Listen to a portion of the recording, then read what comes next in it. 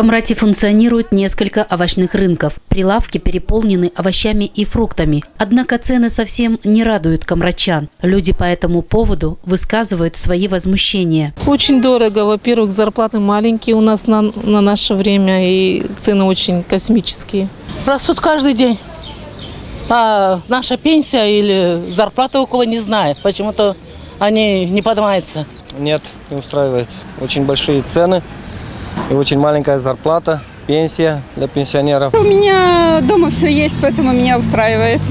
Большинство денег идет на лекарства, а тут уже остается рыночные, как мизерные копейки. Очень дорого, но что делать? По мнению жителей города, цены на рынках должны регулироваться местными властями, хотя бы на овощи и фрукты, так как сегодняшние зарплаты совсем не позволяют людям покупать необходимые продукты. Вот люди, которые работают выше в должности, они могут себе при такой цене позволить, а мы не можем, потому что мы все должны балансировать. А услуги при 900 лей уплатишь, и человек, который получает 3004. Тоже те же услуги, это самое. Услуги же для всех одинаковые. Но цены, конечно, не соответствуют тем зарплатам, пенсиям, которые сегодня люди получают. Я думаю, что правительство должно подумать и позаботиться, наверное, поставить какие-то ограничения.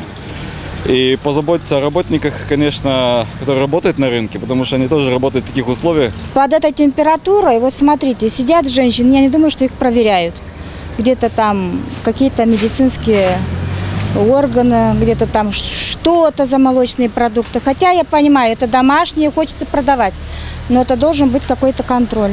Подешевеют ли овощи и фрукты на рынках Камрата, сложно сказать. Уже середина лета, а снижение стоимости продуктов еще не наблюдается. Из-за высоких цен некоторые покупатели, особенно пенсионеры, остаются без запасов на зиму.